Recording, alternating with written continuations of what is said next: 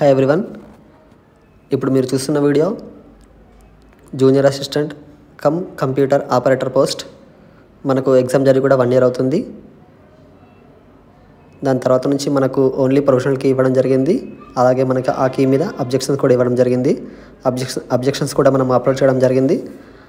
అలాగే మనకు invalid qualification list కూడా ఇవ్వడం జరిగింది. దాని తర్వాత నుంచి మనకు ఈ డిపార్ట్మెంట్ నుంచి ఎటువంటి అప్డేట్స్ కూడా రాలేదు.